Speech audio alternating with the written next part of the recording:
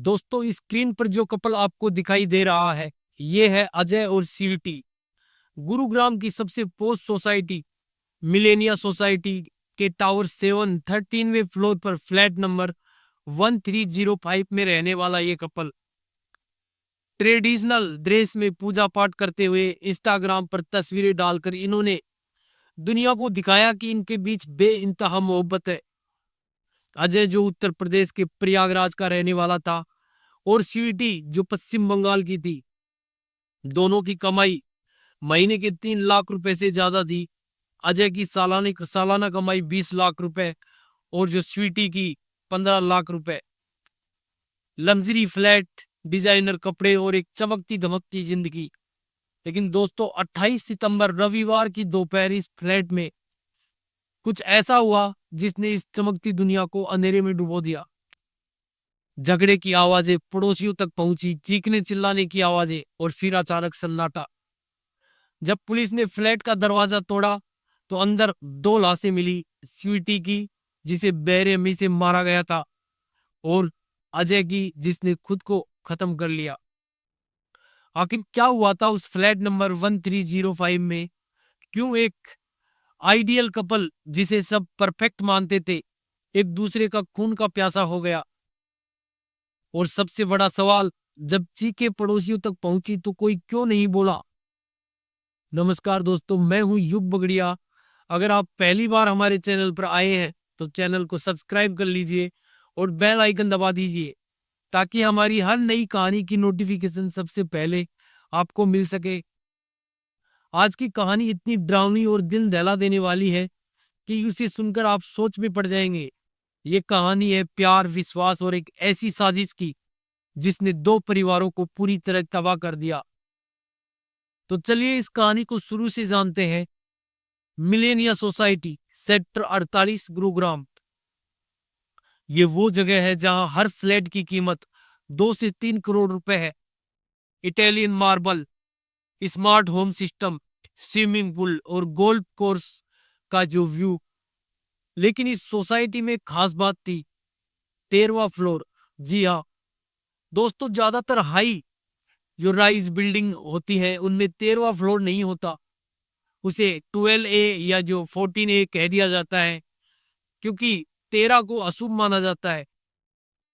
लेकिन Melania society के tower 7 में 13वां फ्लोर था और फ्लैट नंबर 1305 में रहते थे अजय और स्वीटी। अजय 32 साल का एक सॉफ्टवेयर इंजीनियर, मूल रूप से प्रयागराज उत्तर प्रदेश का रहने वाला था। उसने IIT दिल्ली से इंजीनियरिंग की थी और गुरुग्राम की एक मल्टीनेशनल कंपनी में 20 लाख रुपए सालाना के पैकेज पर काम करता था। अजय का बैकग्राउंड मिडिल क्लास था, लेकिन उसने अपनी मेहनत से यह मुकाम हासिल किया था। उसका बड़ा भाई विनय नोएडा में सरकारी कॉन्ट्रैक्टर था। सीवीटी 29 साल की एक टैलेंटेड प्रोफेशनल कोलकाता पश्चिम बंगाल से थी। उसने IIM कोलकाता से MBA किया था और जो नोकिया के रिसर्च एंड डेवलपमेंट डिपार्टमेंट में 15 लाख रुपए सालाना की नौकरी करती थी। सीटी का बैकग्राउंड अपर मिडिल क्लास था। उसके पिता कोलकाता में एक बिजनेसमैन थे और जो उसकी लाइफ स्टाइल काफी लग्जरी थी।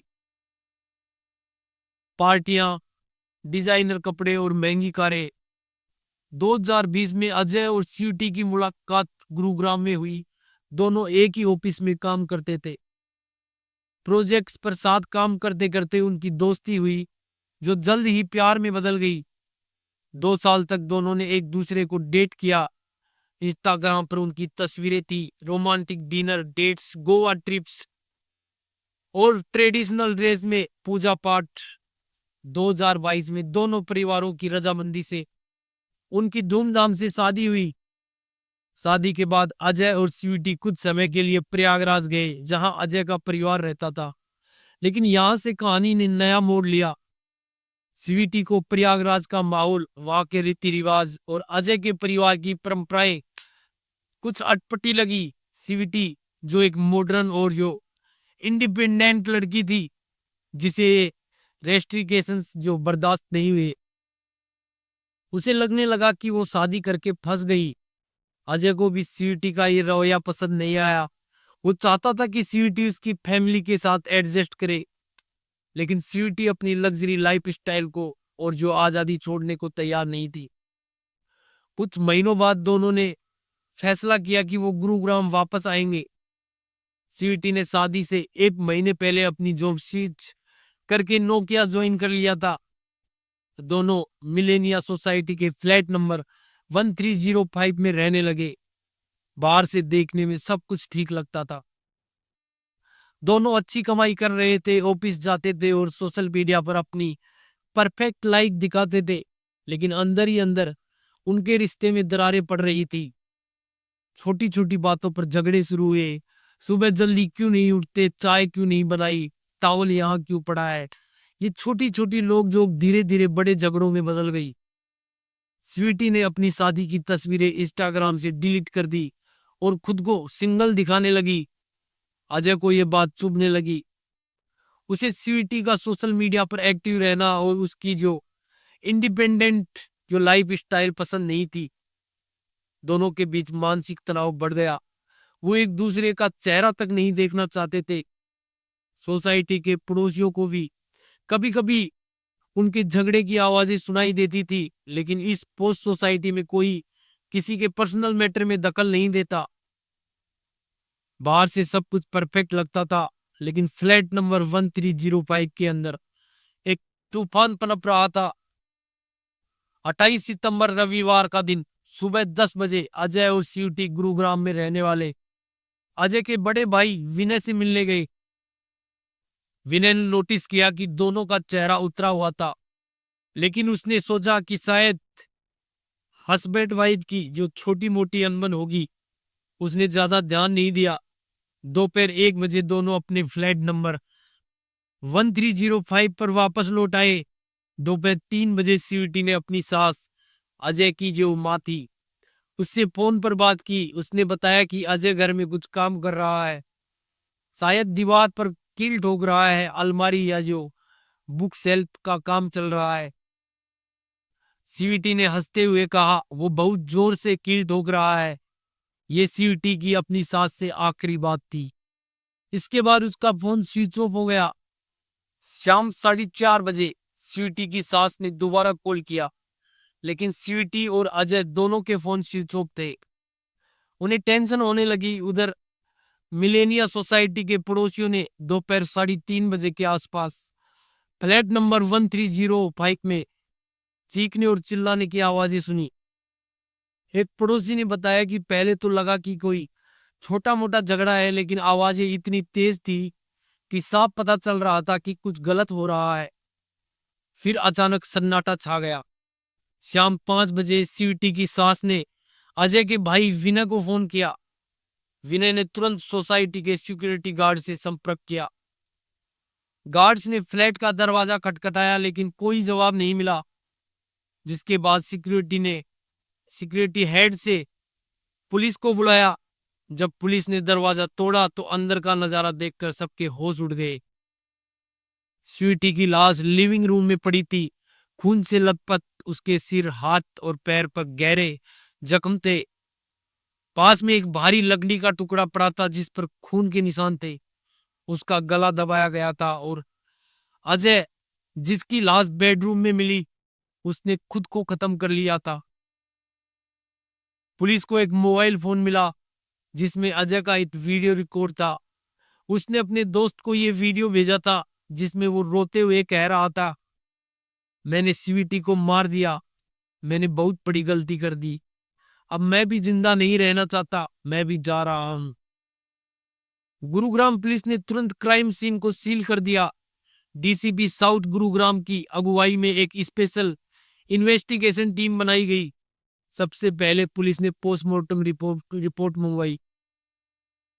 रिपोर्ट में चौंकाने वाली बातें सामने आई। स्वीटी के शरीर पर कई जगह गहरे जख्म थे। उसके हाथ और पैर को बांधने की कोशिश की गई, जिसमें वो नाकाम रहा। उसे किसी भारी चीज से मारा गया था और फिर उसका गला दबाकर उसकी हत्या की गई।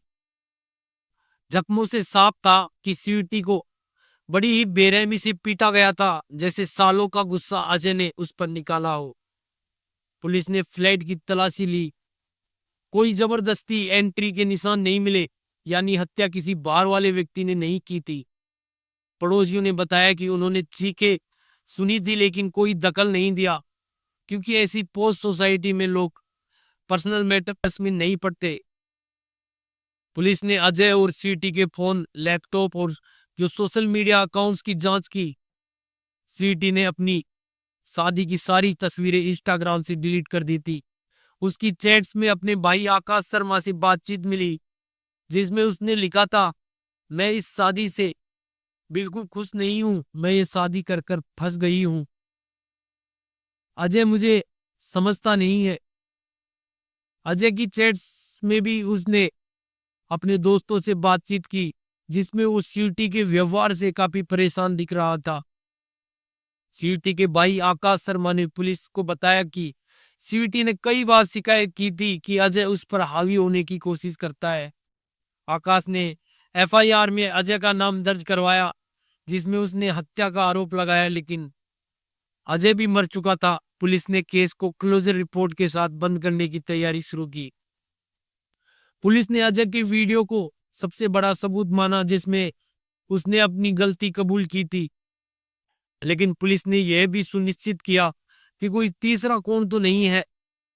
उन्होंने दोनों के सोशल मीडिया हैंडल्स, चैट्स और जो कॉल रिकॉर्ड्स को खंगाला, कोई संदिग्ध कनेक्शन नहीं मिला। अजय के भाई विनय ने बताया कि उसने कुछ दिन पहले अजय को उदास देखा था, लेकिन अजय ने कहा, सब ठीक है भैया। पुलिस ने निष्कर्ष निकाला कि ये एक डोमेस्टिक वायलेंस का मामला था, जो हत्या और आत्महत्या में बदल गया। केस को क्लोजर रिपोर्ट्स के साथ बंद कर दिया गया, लेकिन पुलिस अभी भी कुछ छोटे सिरों को जोड़ रही है, ताकि कोई पहलू छूट न जाए। दोस्तों, अजय और सीटी की कहानी हमें सिखाती है कि सोशल मीडिया की चमक और रियल लाइफ में कितना फर्क होता है। इंस्टाग्राम की रील्स में ट्रेडिशनल ड्रेस और जो पूजा पाठ की तस्वीरें थी, लेकिन असल में उनकी रिश्तों में काफी दरारें थी। इस कहानी से हमें कई सबक मिलते हैं। अजय और सीटी अगर खुलकर बात करते, अपनी परेशानियां शेयर करते, तो शायद हादसा टल सकता था। रील्स की दुनिया और रियल दुनिया में काफी फर्क होता है। हमें दिखावे पर नहीं, हकीकत पर ध्यान देना चाहिए। जब चीखें सुनाई दे रही थी तो पड़ोसियों ने चुप्पी साध ली। अगर कोई बोलता तो शायद स्वीटी की जान बच सकती थी।